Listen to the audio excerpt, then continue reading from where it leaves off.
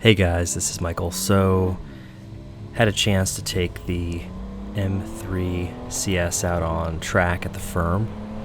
It was a really nice day. First time on track with that car after had been tracking the GT350 for the last few years. And so I wanted to give some of my thoughts and feedback on, my first experience on track. Just wanted to give some perspective though. I was coming from the GT350, which is a pretty track capable car out of the box, but I had done some under suspension work like camber plates from Vorschlag, Steeda IRS stability bars. I also did for performance lowering springs, and what else? I also did the DSC Sport magnetic ride controller. So between those pieces, the car was really stable on track. Also had R-Spec with custom offset signature wheel on the car. So my track width was a little bit wider because of some poke. It was running 305 square RE71Rs when I sold the car. So moving to the M3 CS, the car is definitely capable. It's built well, it's light, it's nimble. I'm on Pilot Sport 4S's with a staggered setup. 19s in the front, 20s in the rear, which is how the CS comes. The tire width's obviously not as wide and the tires weren't as grippy, but the car handles really well. I do have a few things as far as overall stability, I guess, coming from a car that it was just set up so well. It didn't feel as stable in my opinion, but I'm coming from a different car. If I was coming from maybe a normal car to the CS, I'd feel pretty confident, and I wasn't as confident driving. And then the other piece here that I think was a big part for me that needs just some improvement. Out of the box, the BMW braking system is okay. It's not phenomenal. The pads, just turned to mush and left deposits all over the discs. So, I'm on the steel braking system, 4 piston front, 2 in the rear, and so I'm going to be upgrading the pads. I'm already looking at PFCs, and then upgrading to SRF braking fluid.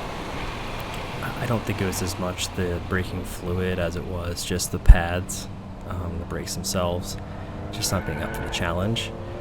So I think with that, it'll make a big difference. And that's part of the reason I was a little bit more unsure, because coming into a heavy braking area, I didn't want to just lose brakes completely.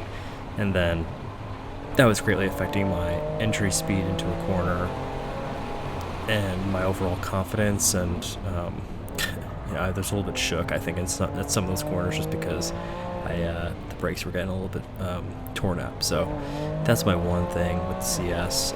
Really with, I think, all BMWs is the brakes.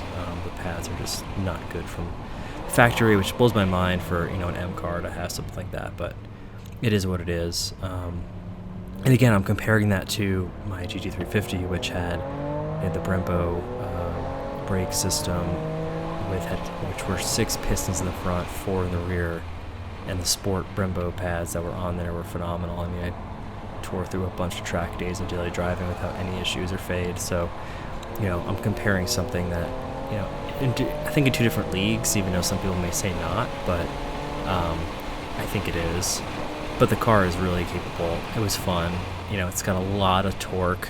Something I've learned since the track day is that really probably shouldn't run in Sport Plus at the track.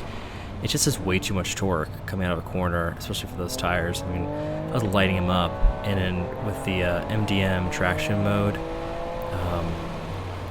reducing some of the nannies to a degree. I was sideways. It was not like it wasn't fun. It was really fun. I think just having a good corner, it's a little bit tougher when you're trying to engage the DCT and not light up the tires coming out of a corner like that. So Sport will probably be how I track for a little while with that car, just because it's more reasonable. And that was probably another piece for me. It was a little bit different power delivery. It definitely has a lot of, just usable lower end torque because obviously the boost, which again, in perspective, I was a naturally aspirated V8 with very little low end torque in the Voodoo power plant until over 4,000 RPM. So different driving experience altogether, but definitely enjoyable, and it's certainly a fun car. I'm looking forward to getting it back on track and seeing how I can improve my times. If you guys enjoy these videos, make sure to like and subscribe, and we also appreciate the follows anywhere else, like on our Instagram account, on our Facebook page, on Twitter, and if you want, you can also jump in our Discord channel where we'll often get together to play games and really just chat car stuff throughout the day. It's a mobile app, it's a desktop app. It's easy to get on there, but we really do appreciate the support on like YouTube, Facebook, Instagram. It's how we grow the network, and if you haven't already joined, make sure to jump in our Facebook groups. We have about 2,000 plus people right now, all motorsports and automotive enthusiasts. We monitor the groups, we reduce spam, and we want to make sure that we're creating a community of people that want to help each other and just are like-minded. So appreciate the follows, appreciate the support, and hope to see you out there at some point. Thanks.